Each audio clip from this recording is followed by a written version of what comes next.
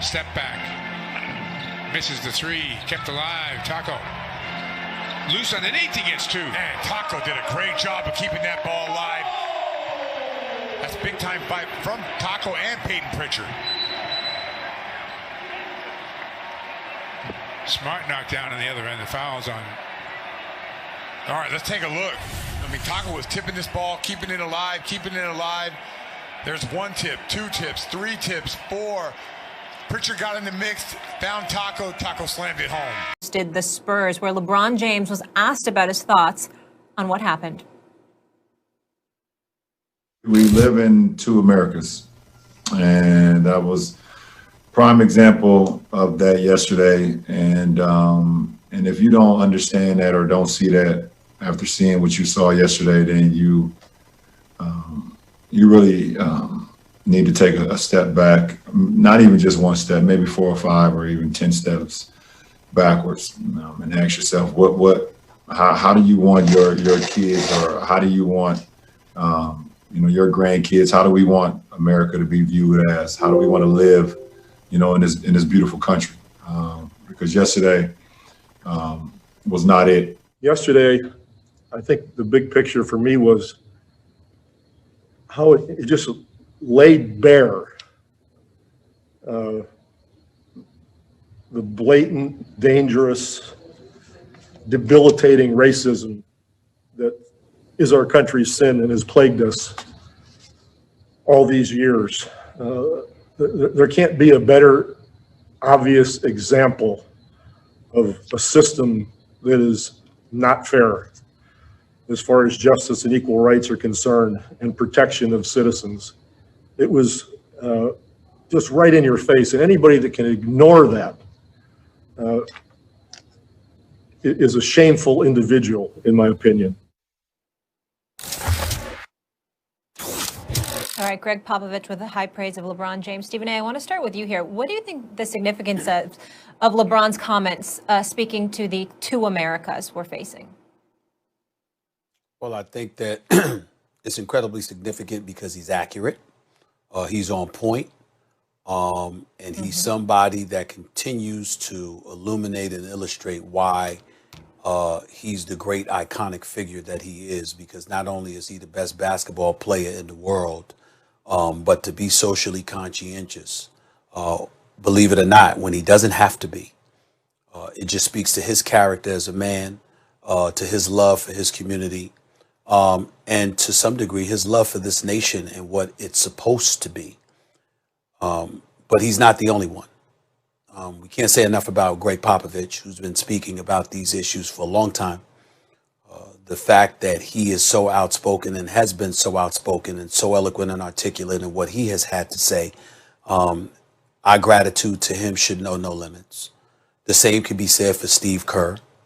And we keep forgetting that when we talk about violence and we talk about things of a reprehensible nature in terms of people's behavior, particularly as it pertains to politics, let's remember that in the 80s, Steve Kerr, while at the University of Arizona, lost his father violently in Beirut. So we can't forget that.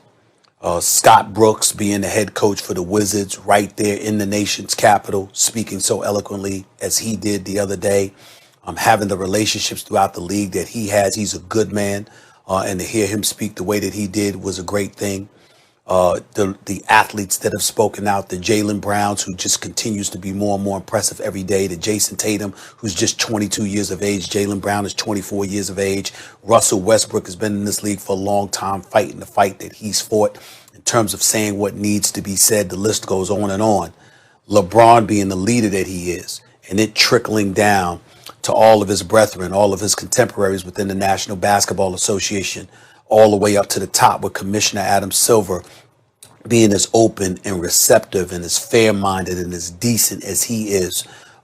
It makes me very, very proud to be somebody that's been associated with the NBA for the last quarter century, covering this league.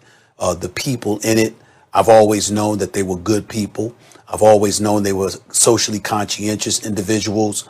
But to see them step up at a moment like this, where they're willing to speak out and speak truth to power and be unapologetic about it and let the world know that they're not about to fade into the twilight, that they're going to be here to remind this nation of what we're supposed to be, not just what we are, but what we're supposed to be and the ideals and the standards that we're supposed to live up to, and to remind this country that we repeatedly come up short time and time and time again, and the nonsense has to stop.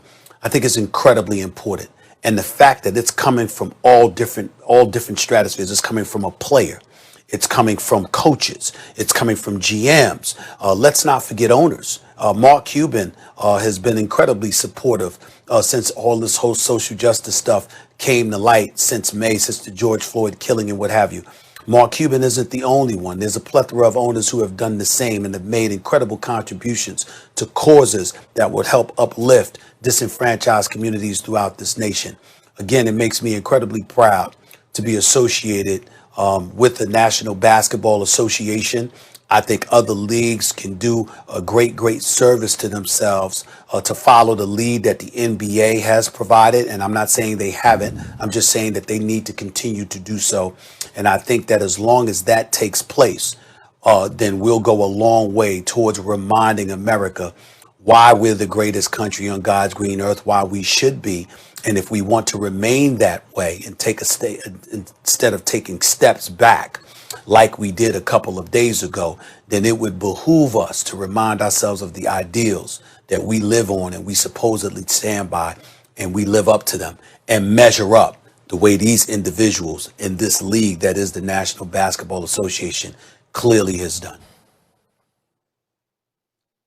LeBron James is absolutely right, and Popovich was right to mention LeBron. Of course we live in two separate Americas. Of course that's the case. And this always comes up, or seems to come up, especially with outspoken athletes in recent years, at moments when, for example, armed insurrectionists riot in the state capitol building. By the way, a member of law enforcement was murdered during this riot. And look at the consequences. Look what happened. How are they even able to get into the building, right? LeBron James notices this. And he and many people, including Doc Rivers and Russell Westbrook, and maybe imagine if they were black. What would have happened? We live in two separate Americas, and that's been the case since Africans were brought here in chains, in slavery. And by the way, Stephen A., the two separate Americas at this point, I mean, it's economic, obviously. I mean, look where people live. Look how much money they earn. Look how they vote. It's two separate Americas. But really, when you go back, right, post-slavery, there was the 14th Amendment to the Constitution, equal protection under the law. And people have ever heard of Plessy versus Ferguson. What does this mean? That meant that the Supreme Court said, no, you can be separated. It's separate but equal. That doesn't violate equal protection under the law after slavery. And that held for a very, very long time. This is the 19th century. And it wasn't until Brown versus the Board of Education in the 1950s, 1954, that they finally said, okay, fine, this is a farce. Of course, black kids can go to public school with white kids. Yes, they can, because this is not equal protection under the law. You have two separate Americas. And what people notice is there are still many ways in which they are separate. Legally, there are greater and greater protections, but there are still remnants of our original sin that are still extant. And socially, there are two different Americas. The social milieu in which we operate.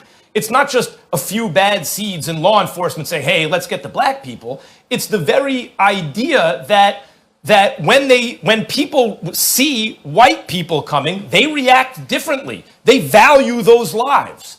And when they see black people coming, let's just put it this way. We've always had a very high tolerance in this country for dead black people. LeBron James is absolutely highlight this. He's right to point it out. And as you mentioned, Stephen A., it's important not just that this is left to African-American people in positions of celebrity, or in this case, athletes, LeBron James, for example, to point it out, but that people of socially conscious people like Greg Popovich and Steve Kerr, who you just mentioned, also back them up and themselves take the lead on it.